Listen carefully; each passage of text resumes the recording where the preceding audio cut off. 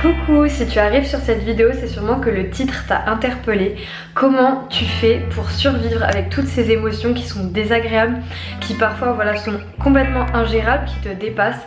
Peut-être que parfois tu te retrouves dans des situations où tu sais même plus ce que tu ressens, tellement en fait c'est mélangé toutes tes pensées, ce mix entre elles. Et parfois même on te dit que t'es un peu folle ou fou ou que t'es anormal et toi t'as du mal à gérer.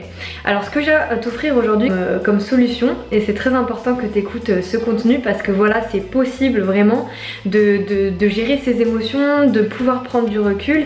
Il y a vraiment des techniques qui existent et je t'en ai mis quelques-unes dans un e-book que je t'offre, que j'ai intitulé Kit de survie émotion. Donc tu vas pouvoir le retrouver dans la description. C'est vrai que le cerveau préfère retourner vers ses mauvaises habitudes, on va dire ses habitudes qu'il connaît, plutôt que innover pour aller mieux justement. Donc tout ça on en parle dans ce e-book. Dedans tu pourras trouver donc comment prendre du recul, comment cultiver des émotions agréables au quotidien. Et j'utilise souvent cette image de l'éponge. Donc tu prends une éponge dans un évier. En fait toi tu te remplis donc de toutes ces émotions là négatives que tu absorbes, les émotions des autres, tes émotions à toi, et en fait cette éponge, si tu la vides jamais, si tu ne l'acceptes pas, déjà si tu la vois et que tu la reconnais pour pouvoir la vider, déjà c'est beaucoup mieux.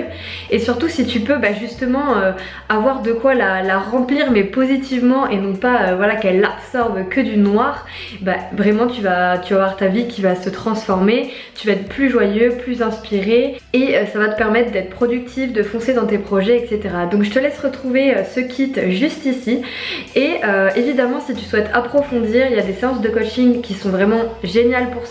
Moi ce que j'aime beaucoup c'est aider les gens à libérer leur peur pour oser être eux-mêmes, particulièrement les hypersensibles parce que je connais bien le sujet, je suis moi-même hypersensible et je tiens aussi à te dire que j'ai créé une communauté d'hypersensibles, donc on peut vraiment parler entre nous et ça aussi tu retrouveras le lien juste en bas.